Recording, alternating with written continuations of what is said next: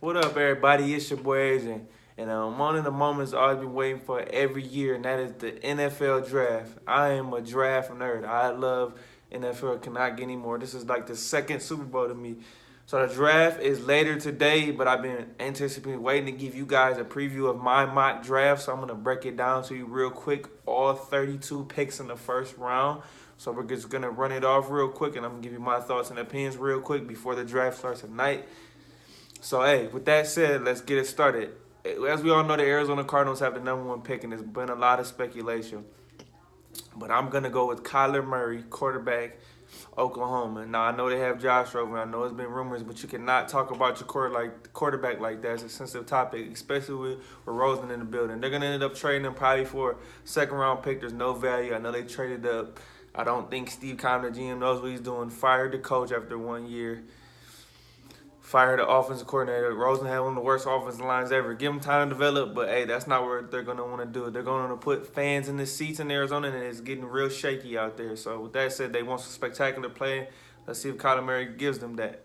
Let's move on to number 2, and that is the San Francisco 49ers. Now, Solomon Thomas was a bust back in 2017, so I think they're going with what people say the best player in the draft, but I think he's the second best player in the draft, and that is the edge player Nick Bosa from The Ohio State University, and I think he will be a stud for them. Plug him in and play. They got Dee Ford. They got DeForest Buckner. Hey, it'll be good for that defensive line.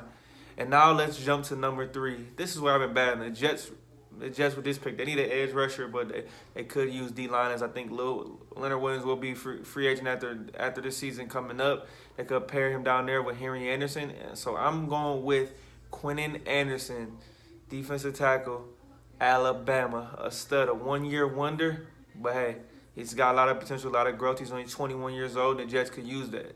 I know that you need an edge player as well, but don't reach if you don't need it. Number 4, that would be the Oakland Raiders. John Gruden, the Raiders have made a lot of splash plays, requiring my boy Antonio Brown, who was previously my Pittsburgh Steelers. They got Tyrell Williams. They got LaMarcus Joyner in the secondary. They added some pieces. Trent Brown, left tackle, overpaid for him as well, in my opinion.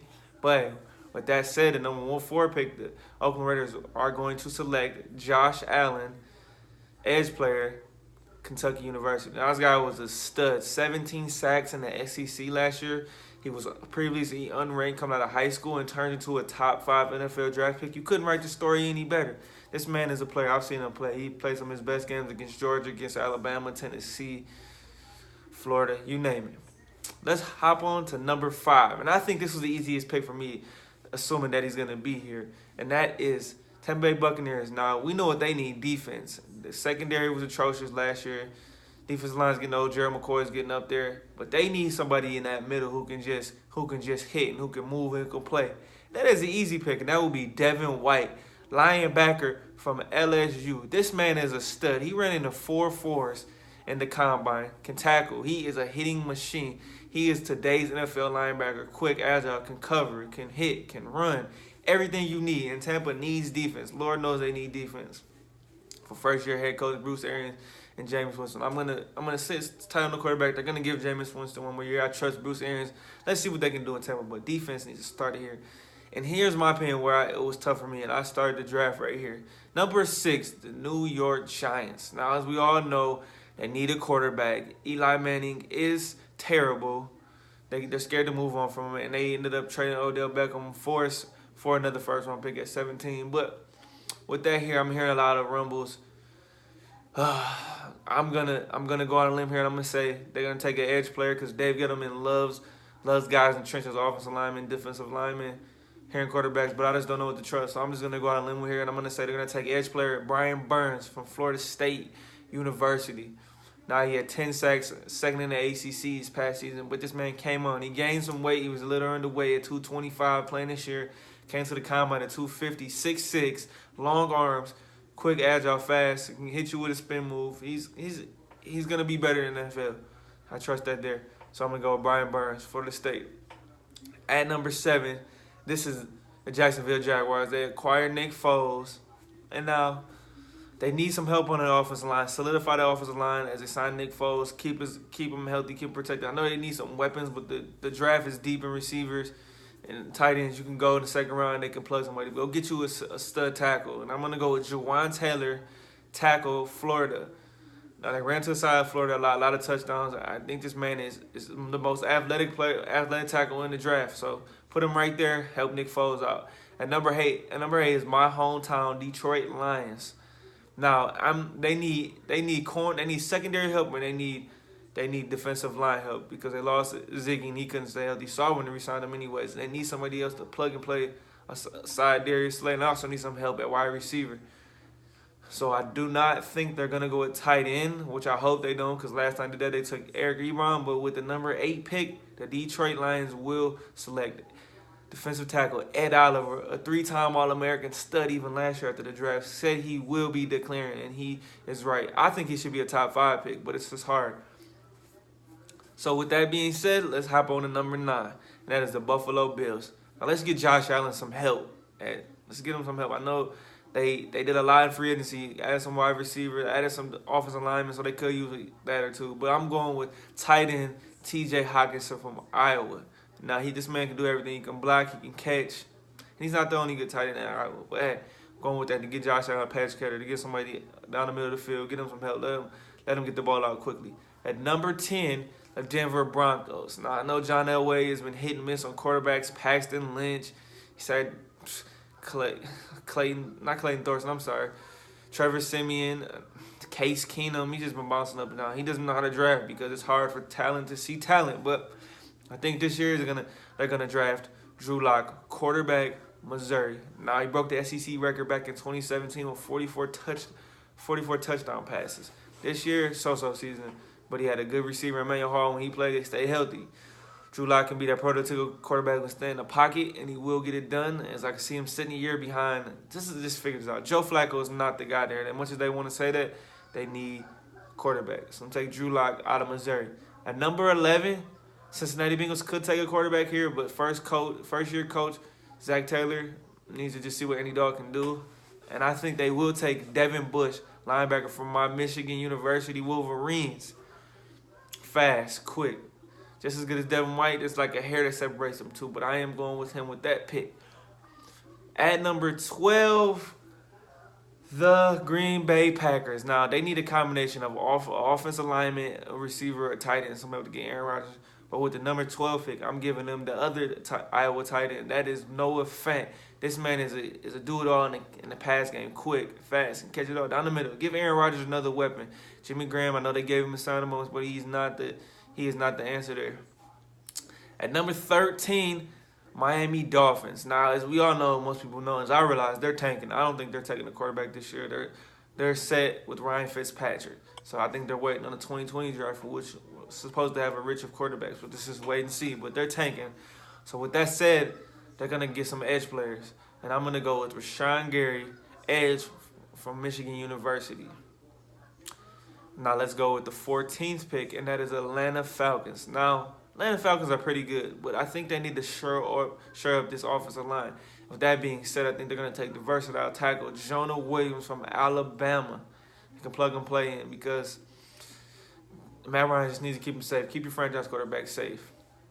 So with that said, let's go to number 15, and this is the Washington Redskins. Now, as we all know, they lost Alex Smith last year, and he possibly won't play. They played Matt Sanchez last year because Colt McCoy had a season-ending injury. And in the offseason, they acquired Case Keenum. But that's not going to get the job done. So with here, this is where we're going to take the hometown kid, and that's Dwayne Haskins, quarterback, Ohio State. This will be a perfect fit, in my opinion. Let them sit a year, let them build.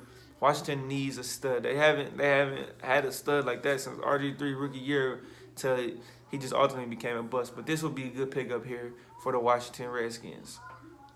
Number 16, the Carolina Panthers. Now, as we all know, Cam was great the first few games of the season last year, but he got hurt. Most people didn't realize that. Shoulder was banged up. Let's get this man some protection. I'm going to take guard Cody Ford, which I think he will play. He played tackle at Oklahoma. I'm going to take Cody Ford. Oklahoma University. And Cam Newton needs some protection, needs some help. Keep this man healthy. Number 17, that is the New York Giants with their second first-round pick. And don't want to say it, but know what's probably going to happen. Daniel Jones, quarterback, Duke. He does nothing spectacular. He does nothing poorly. He's just an average quarterback to me. He's not worth the first-round pick. But Dave Gettleman, he's going to like him. Guess who he's coached by? David Cutcliffe, the same guy coached the Manning brothers. Enough said. So if I was a New York Giants fan, I would not be happy right now with some of the looks I'm seeing.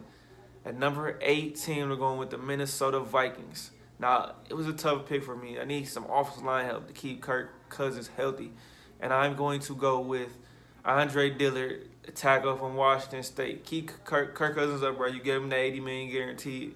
Get him to Stephon Diggs, Adam Thielen, run the ball. Dalvin Cook. Number 19, the Tennessee Titans. Now, I like what Mike Vrabel did in his first year. Almost got him to the playoffs. Marcus Mariota needs to stay healthy, or we'll be looking at a quarterback in the next year or so. With that said, I'm going with edge up, and I think they'll take Clelin Ferrell, defensive end out of Clemson University. Man was All-American, a stud, as we all know about that Clemson line. What can I say? Number 20 here, my Pittsburgh Steelers. Now, I'm hoping this man falls to the spot that I'm hoping he falls to, and I'm hoping we can get him right here, and that is cornerback Greedy Williams out of LSU. Man press corner. I know we play a lot of zone, but, hey, Greedy is what we need. We need secondary help as we got torched last year. Because enough being said, I'm tired of seeing Artie Burns play on the field. And our secondary cost us quite a few games last year. Our defensive line was solid. We led the league in sacks. But let's add Greedy Williams to that secondary alongside Joe Hayden. We could use that ASAP. So let's see what they do. Let's go to 21, and that is the Seattle Seahawks. Now, I got this guy's falling all the way down to the board, and that is Montez Sweat. I had him in the top 10, but I'm hearing things that is heart condition, character issues. Teams overthink things in the NFL draft. So with that being said, Seattle Seahawks get a steal at 21 and Montez Sweat. At 22, the Baltimore Ravens. Now, we know they need some pass catchers to get Lamar Jackson some help. Let them get the ball out quick. And that will be Marquise Brown, wide receiver, Oklahoma. This man is blazing fast. He's small, but he's fast, and that's what Lamar Jackson needs. As long as he can stay healthy, I think he will be one of the best receivers, if the best receiver in this draft. At 23, the Houston Texans.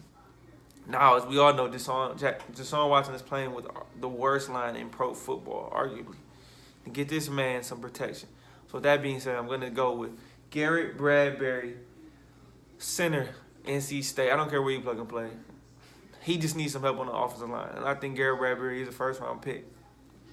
Number 24, the Oakland Raiders. Now, Marshawn Lynch just retired. They added some firepower offensively, wide receivers. They need a running back. So, I think this is a no-brainer pick right here. Josh Jacobs, running back, Alabama. Few touches in college, so his wear and tear is not going to be as bad as some of the running backs in this draft. Take him. Don't even think about it. At 25, Philadelphia Eagles. Now, this team is just great everywhere. Just been drafting great. Howie Roseman, give him credit. Jeffrey Lurie, owner, giving him a lot of credit. They need a wide receiver, but I'm going to go with defense here, and they need some secondary help. But last year, they were banged up in the secondary. I know they got to the playoffs, but they were playing with 4, 5, 6-string guys. So let's add another guy in the secondary. He can play safety corner. Rock Ya-Sin. This man can do it all. Cornerback safety out of Temple University. It's plug and play. He can help add depth along the defense. Philadelphia Eagles will be my pick to make it out of the NFC. But enough being said with that. Take Rock Ya-Sin. It'll help your defense out. Number 26, that will be the Indianapolis Colts. And I'm going to say it's not a reach here, but he would have been a top 10 pick easily. Jeffrey Simmons, defensive tackle out of Mississippi State.